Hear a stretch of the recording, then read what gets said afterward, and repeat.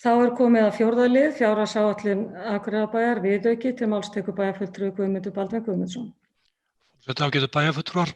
Hér tekin fyrir 11. liður í fundargerð bæjarráðs 10. desember, en þar var lagður fram 17. viðauki fyrir fjárhagsárið 2020.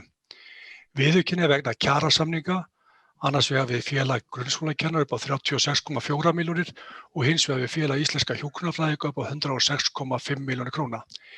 Þá bakfærður úr viðauka 13 tekjulækkun vegna COVID-19, útsvarstekjur 249 milljónir króna og tekjujöfnunarsjóðs 273,6 milljónir króna. Samhliða þessum breytingum gerð tilfærsla á málaflokki atvinnumála og málaflokk menningarmála vegna aukinna framlaga til minjasafnsins 3 milljónir króna.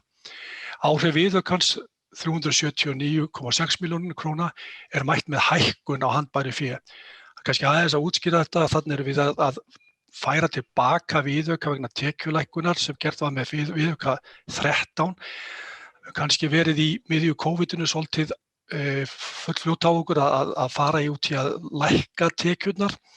Það að segja frá upphaflegri áætlun. Það rétt að mati okkar að láta áætluna sem þetta upphaflega áætlun á sig standa þegar þetta kemur útsvarstekjum og tekjujöfnunarsjóðs. Þannig að það verið að lagfæra þetta tilbaka. Annað ekki og viðaukinn hér lagður fram til samþykktar. Bæjarfulltrúi Guðmundur Baldvin Guðmundsson lokið máli sínu, orðið laust sem enginn hefur hvatt sér hljóðs, þeir sem geta staðfest ákvörðun bæjarráðs gefi merki.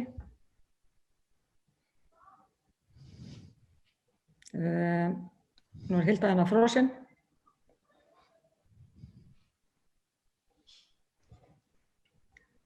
Já, það allavega 10 búin að samþykkja. Hilda, þú getur sett það inn á chati hvort þú ert með á móti. Þetta pendi. Já, ok, það komin 11.